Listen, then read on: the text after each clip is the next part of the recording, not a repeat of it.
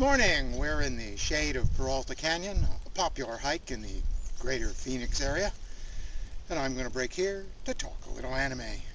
High School of the Dead.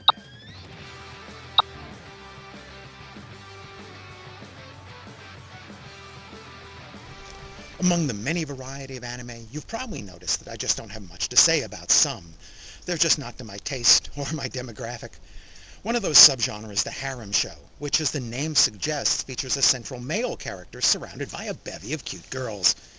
These shows are generally targeted at teenage male audience and are also generous with fan service.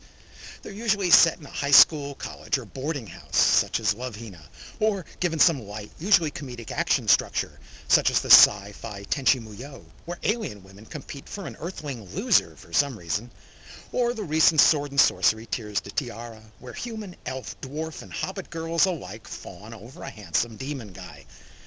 The convention is to populate the so-called harem with a variety of looks and personalities, something to please every fanboy's raging hormones.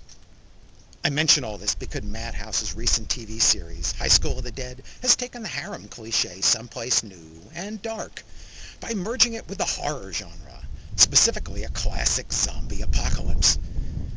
The anime wastes no time on introducing characters. When zombies suddenly and inexplicably spread worldwide, Tokyo is no exception, and soon the epidemic invades a high school. Takashi, our leading male, is skipping class and is the first to catch on. As chaos and violence spread through the school, he soon collects a coterie of lovely schoolgirls of all the standard harem types. The quiet and supportive childhood best friend, the brainy put-down artist. I think the recent term is tsundere, if I was paying attention when I watched Comic Party. The shy girl, who happens to be lethal with a kendo stick. The dumb blonde, who somehow is the school nurse. Plus a second boy, who's a gun nut.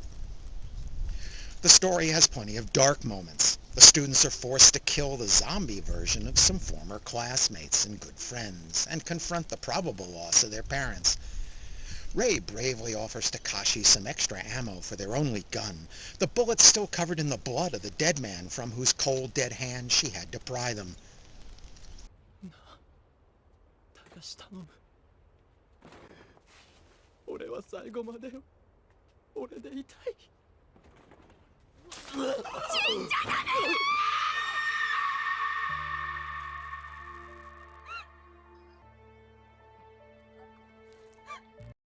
Despite the title, High School of the Dead, the students soon flee the high school in a bus, temporarily picking up a gaggle of other students, plus a teacher who's a selfish, manipulative bastard.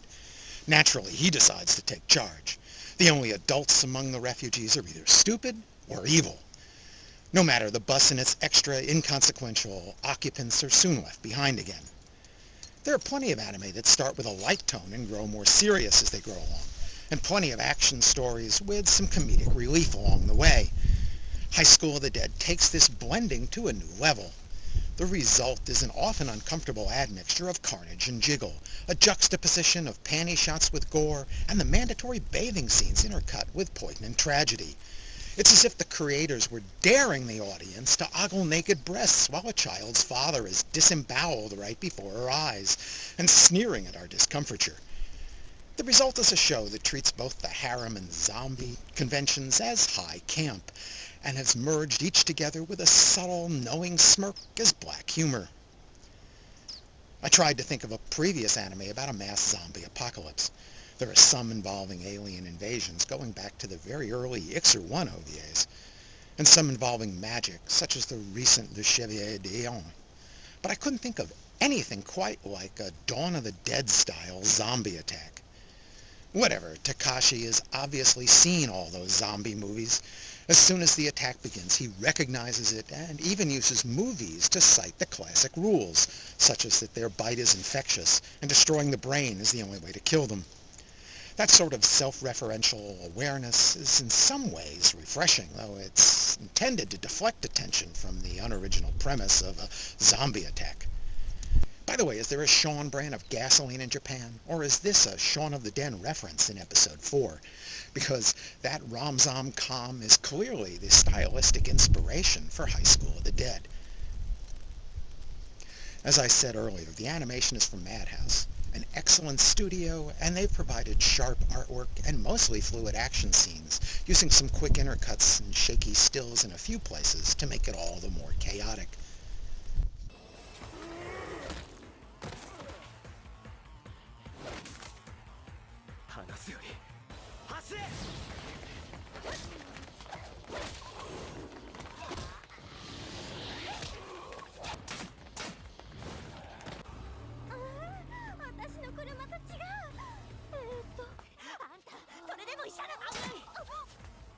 The story is taken from a manga, and based on the first volume at least, the anime seems to follow the manga rather slavishly, with each panel in the manga getting a shot in the anime.